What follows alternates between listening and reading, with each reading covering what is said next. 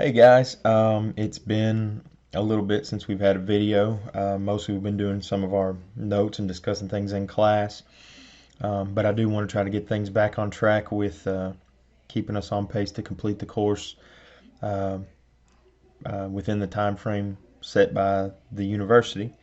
So this video will address the um, second half of 1.6 where we were talking about properties of functions. The last thing we talked about, if you recall, on Tuesday in class was the relative or local max and local min values of a graph. And you can go back to your notes. I think example 4 was the last one that we looked at, and you can kind of see what we were talking about with local max and local min. What we're going to look at now are what we refer to as the absolute max and the absolute min, and they are exactly what they sound like. They are the highest point that a graph can achieve within an interval, or it is the lowest point that a graph can achieve within a specified interval. And the two terms, local max, local min, relative or absolute max, absolute min, are somewhat confusing from time to time, and it may help here with example 5 to clarify some of the distinctions between the two. In all 5 of these graphs that we're presented with, we're asked to find the absolute max, absolute min if they exist. Also, we want to find any local max or local min. So if we look at the first graph here in the top left, this graph is defined on a closed interval from 0 to positive 5 on the x-axis. That is its interval.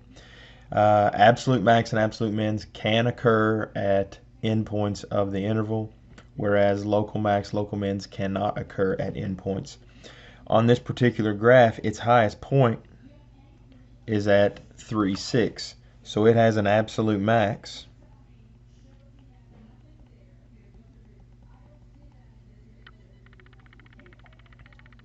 at the point 3, 6. It also has an absolute min at the point 0, 1. So here's my absolute min. And then within the remainder of the graph, we have two other points that we can look at, and these are both local maxes and local mins. So here's a local max, and here's a local min. Sorry, that is not a local max. It's at an endpoint, so it cannot exist. Local maxes cannot exist at endpoints. I apologize. But we do have a local min on this graph. On the second graph, again, it is defined on a closed interval from 0 to 5, and it has an absolute max at the point 5, 4. It has an absolute min at both of these locations,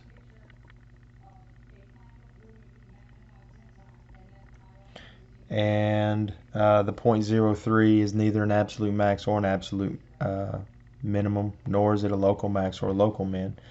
The absolute minimums, though, however, on this particular graph can be local mins as well, because they occur within the interval, not at the endpoints of the interval. So you can refer to this as a absolute max or absolute min and local min.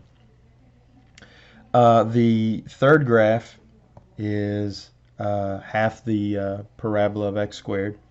And this graph does, I should have been a little bit more careful and indicated that this graph does continue on infinitely in the positive direction.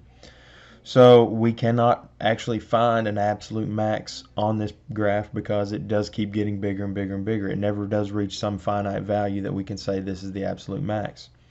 The same is true for a local max. However, at the point 0, 0, we do have an absolute min, but we cannot refer to that as a local min because it is an endpoint of the interval from 0 to infinity. The third graph, or the fourth graph, sorry, I guess I've been cooped up inside the house too long. The fourth graph, we do have an absolute max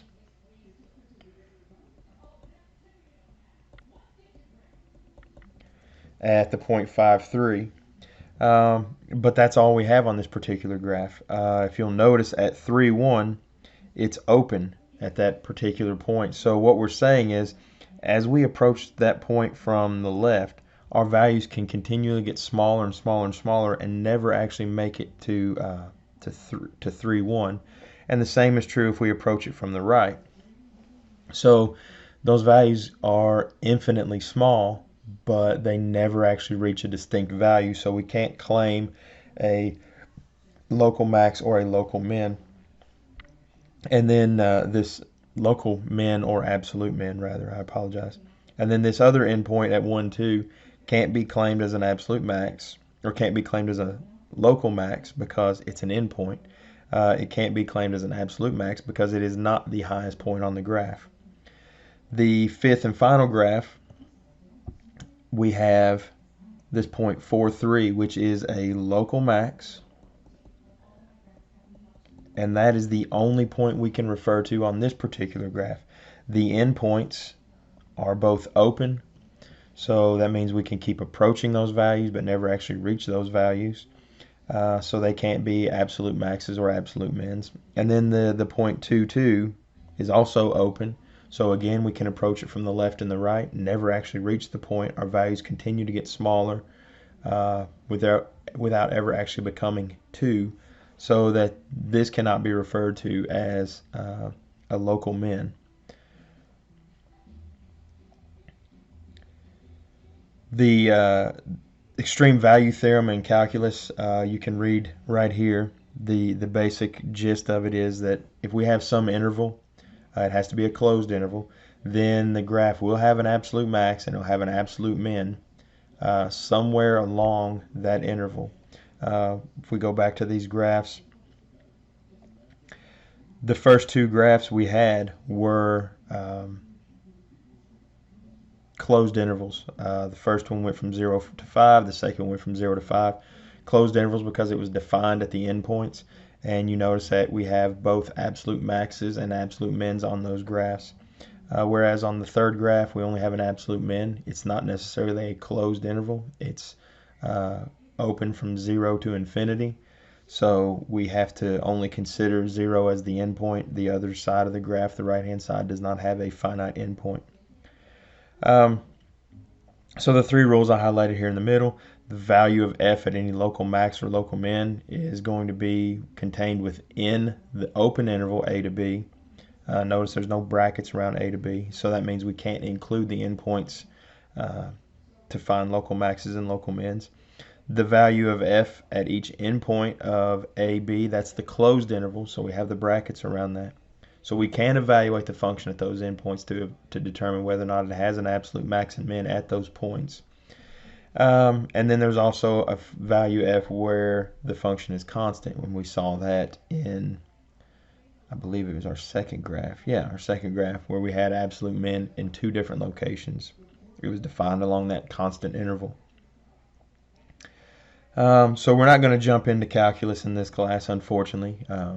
Calculus will be a lot of fun, but that's for another day. We're going to go ahead and look at example 6, where we can use our calculators to approximate local maxes, local mins, absolute max, absolute mins.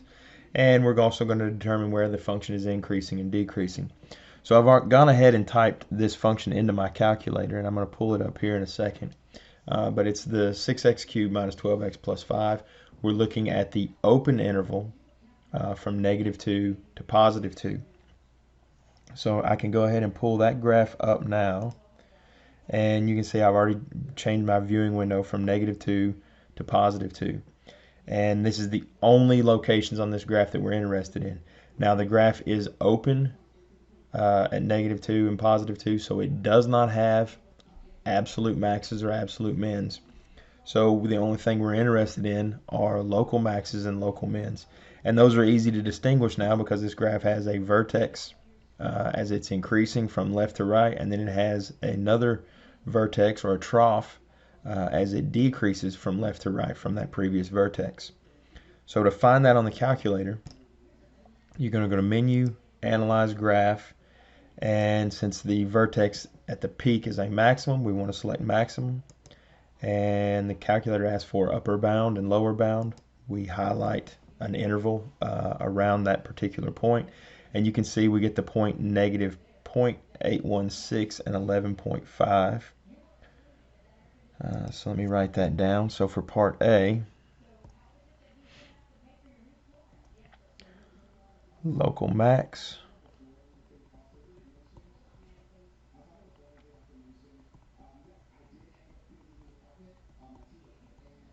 and then we're going to find our local min here in just a second. Let me go ahead and write this down.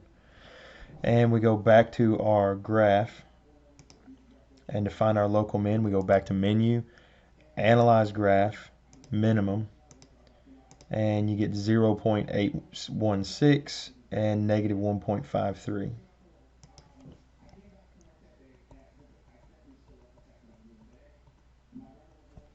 I forgot that already. 153. Okay, so there is our local min from the graph that we just looked at. Now, if we want to determine where the graph is increasing and decreasing, that's the part B. Keep in mind our window was only from -2 to 2, not inclusive. So we don't include the value of x is equal to -2. We don't include the value of x is equal to +2. So we saw from our graph that the function is increasing from -2 to negative 0.816, and then it begins to decrease from negative 0.816 to our second x value on the graph from 0.816. And then at that point it begins to increase yet once again, so we have 0.816 to +2. And looking back at our graph, you can see from -2 to negative 0.816 the graph is increasing. From negative 0.816 down to 0.816 the graph is decreasing, and then it begins its increase again from 0.816 to +2. The next section in this set of notes, we're going to look at average rate of change. We're going to start talking about secant lines. So the first thing we have to do is find the average rate of change. This is not some big fancy terminology. It's nothing too difficult to compute. But if we're finding the average rate of change, we're just looking at the change in y over the change in x essentially, which means we evaluate the function at 2 given points, divided by the difference in those 2 points, and we can come up with that average rate of change. So for part A, we're looking at the function 3x squared from 1 to 3. So f of 3 is 3 times 3 squared, which is going to be 27, and f of 1 is equal to 3 times 1 squared, which is equal to 3. So we evaluate that. It's 27 minus 3 over 3 minus 1. We get 24 over 2, which is equal to 12. So the average rate of change from 1 to 3 is 12. We'll do the same thing for part B. F of 5 is equal to 3 times 5 squared, which is going to be 75. F of 1, we've already evaluated, is 3. So our average rate of change is 75 minus 3 over 5 minus 1 this time. And we're going to get 72 over 4, which is going to be equal to 18. So there's our average rate of change from 1 to 5. And then we'll repeat this one more time for part C. We look at f of 7 is equal to 3 times 7 squared. 49 times 3, 147. And then from 1 again, which is just 3 because we've already evaluated that. So when we do our evaluation for the average rate of change, it's 147 minus 3 over 7 minus 1. We're going to get 144 over 6, which is going to be equal to 24. So the average rate of change from 1 to 3 is 12. from 1 to 5 is 18, and from 1 to 7 is 24. We use the average rate of change to find a secant line, and that kind of gives us this line that is a slope that contains two given points on the graph, and it shows the average rate of change between those 2 points. So we're going to do that by example with number 8 here, and I believe that's actually the last one, and then this video is done and 1.6 is done, and Jade's cut of 1.6 will be finished. So then we can move on to 1.7, which we'll start on Monday. But anyway, so suppose that g of x is equal to 3x squared minus 2x plus 3. Find the average rate of change from -2 to 1. So for part A, we need to evaluate the function at -2.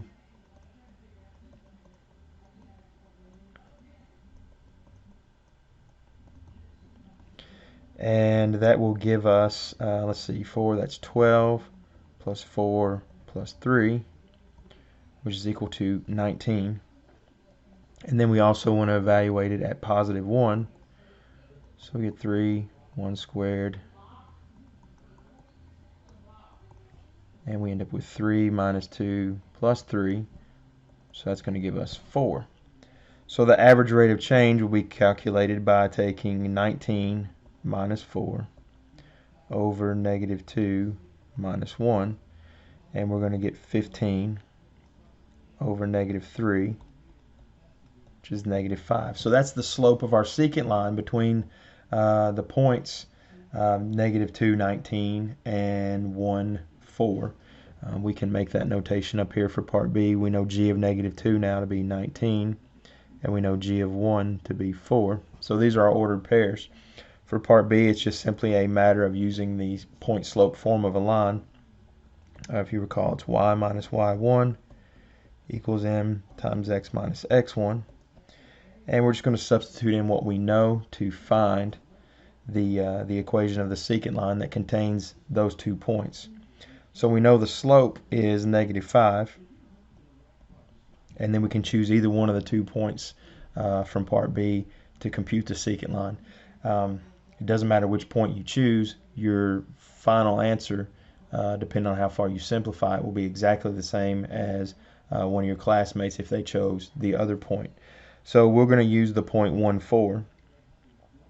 So I have y minus 4 equals my slope times x minus 1. I get y minus 4 equals -5x plus 5. I can leave it right there, or I can go ahead and put this in slope-intercept form by just adding 4 to both sides, which would give me y equals -5x plus 9. So either one of these 2 solutions is acceptable. I won't require you, unless the problem specifically states, to put it in slope-intercept form. You don't have to carry out that last step. You can leave it in point-slope form. Just the only thing I do want you to do is make sure you distribute the slope through the parentheses and clean it up just a little bit. Since I do have, let's see, I don't think this video is very long. Let's go ahead and look at the other point just so you can see that I'm not completely nuts. We'll use the point -2, 19. So I'm going to have y minus 19. My slope is still -5. And then here I get x minus -2, which is going to be x plus 2. And this gives me y minus 19 equals -5x minus 10. I will add 19 to both sides. Y equals -5x plus 9. It's exactly the same as the slope-intercept form we found using the other point. So that's what I just wanted to illustrate. You don't have to use both points, just in case you guys are happen to work together on this at all, and one of you chooses one point, the other chooses another point. Your equations will look a little bit different if you keep them in point-slope form. If you both simplify them to slope-intercept form, they will be exactly the same. So I hope this clarifies and finishes up 1.6 for you. I will address any questions you all have. Feel free to message me over the weekend if you have anything you want me to look at for you. And we'll pick things up again on Monday. I'm going to try to make 1.7 video sometime over the weekend. Try to get a couple of videos actually knocked out if I can. And that way we can stay on top of things. So hope you guys are doing great and enjoying your time off. I will see you on Monday.